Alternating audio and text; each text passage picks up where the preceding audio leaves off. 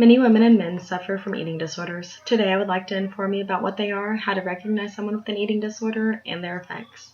According to Marisol.net, as many as 10% of college women suffer from a clinical or nearly clinical eating disorder, including 5.1% who suffer from bulimia.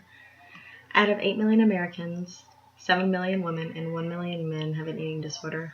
From the moment you wake up in the morning and look in the mirror, do you like what you see? Are your friends thin and beautiful, but you are thicker and have face issues? Are you confident in yourself? Do you want to hide inside the house all day because you realize you cannot fit into any of your clothes? These are things that can lead someone to having an eating disorder. I personally have dealt with a slight eating disorder when I was younger because I know I let go of myself, and no matter what I did, it just seemed like nothing was working, so I started to eat less and less until I saw results.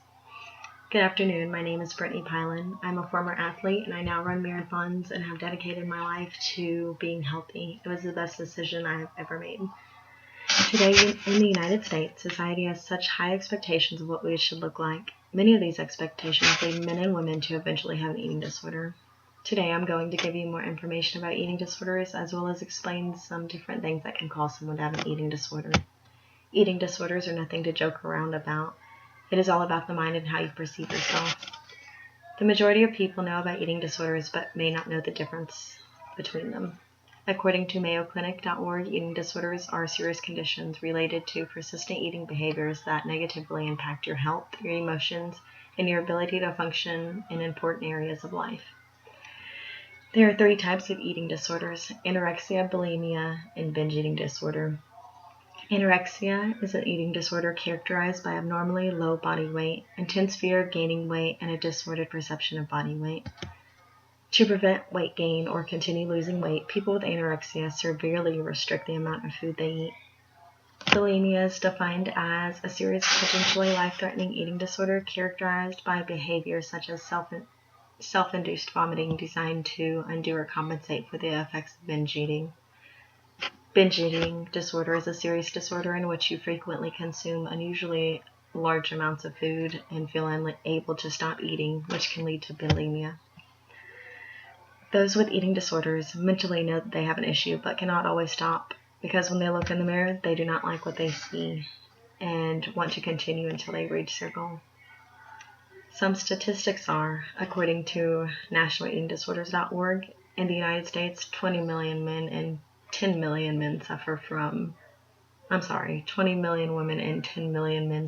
a clinically significant eating disorder at some time in their life. This number only comes from the known cases, which means most likely there are more than that.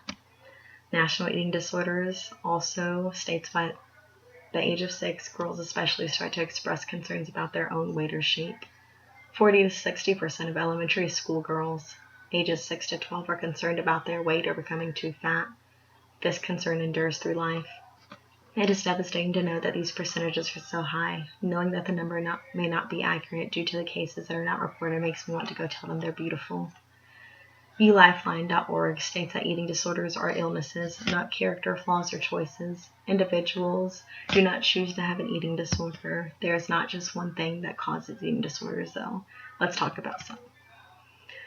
Things such as genetics, biochemistry, psychology, culture, and environment play a role in those with eating disorders. We must be able to recognize signs of someone with an eating disorder. Psychology plays a big role in eating disorders. It is the most common in those who struggle with clinical depression and anxiety. Some of those factors include having low self-esteem, perfectionism, struggle with coping or expressing your emotions, and feeling helpless and inadequate. Culture can also be a factor in those with eating disorders.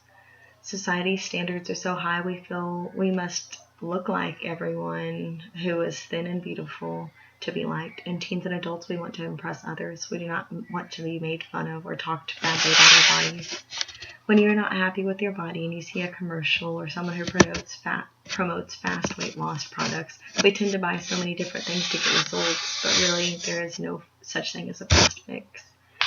Everyone always wants fast results, but the reality of it is there is no fast fix. You did not gain all of your weight overnight, therefore you cannot lose all of the weight you gained overnight.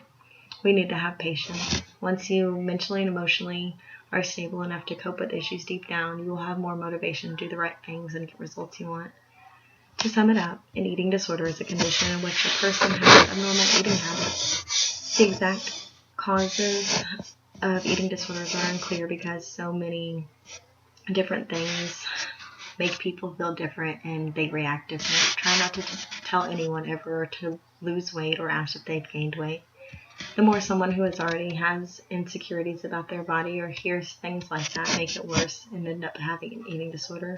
If you know or suspect you know someone with an eating disorder, please try to get them help. Living a healthy lifestyle with a balanced diet and exercise, you can get the body you want. Learn to love yourself and your body no matter what it looks like. Thank you.